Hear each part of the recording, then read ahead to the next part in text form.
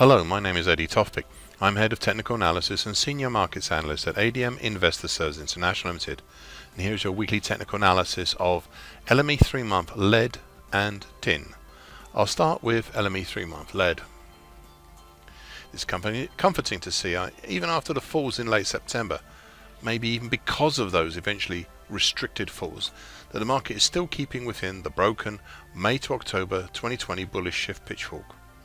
Prices had since August moved down from the upper tine, currently at 24.63, through the middle tine, currently 22.94, all the way down to the lower tine, currently 21.24. Then halted, to a great degree, by the combination of the slowly rising long moving average, currently 21.80, and the big 50% Fibonacci levels of the March to August move at 21.60 and the February 2018 to March 2020 move at 21.28.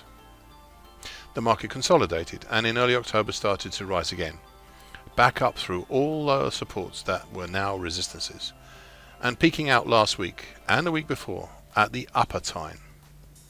Prices have since dipped down to the big old 50% Fibonacci line of the 2010-2011 move at 23.78, where they have found some support, if transitory. This big move down, then up from August, has fulfilled a new pattern that has only become clear as the market started to move higher. It's called a diving board pattern, with the action from early August to mid-September being the dive off the board, and the move from early October to date being the swim to the shore. It is not a common pattern, but it is one that is valid and perhaps more importantly incorporates other patterns within it, such as triangles and halfway hesitations. Looking at this diving board pattern and making appropriate measurements, I had detailed some 2 weeks ago the initial topside target X for the pattern, which would be in the 24.11 area, with a possible secondary topside target X1 in the 24.63 area. As you can see, target X has been achieved last week, and if it wasn't for the upper tine in the way, one I previously mentioned, I'm fairly certain we would have also achieved target X1 on top as well.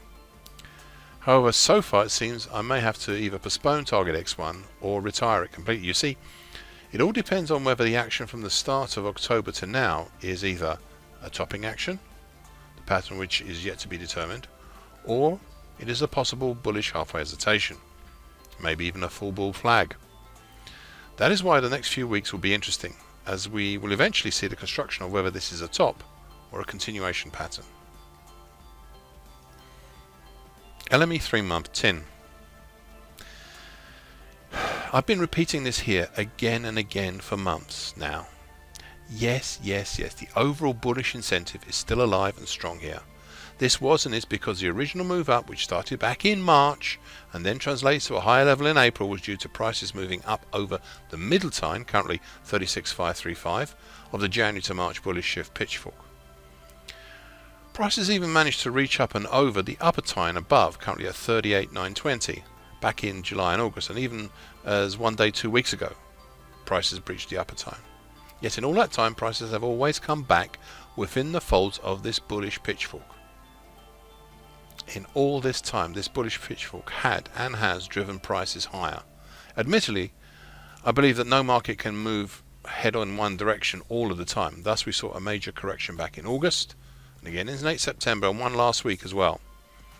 Yet this did not break the bullish incentive, as prices were still within the bullish shift pitchfork, ably supported this time by the lower tine, currently 34.155, as well as its partner for so many months now, the rising medium moving average, currently 34.055. Right now, today, we're on course for a possible key reversal down. Yet this market is still supported by the nearby middle tine. This brings me once again to my final point. Same final point which I have repeated from previous commentaries. It is this, and I quote, "It can be hellish to rely on only one pattern because it can be hellish when it breaks." End of quote. So that is where we are now, once again. Thank you for listening. This weekly broadcast gives essential market patterns and consequences. Please be aware of the risk disclaimer posted with this broadcast. Copyright is Eddie Tofpik and ADM Investor Services International Limited. And here comes the final bit.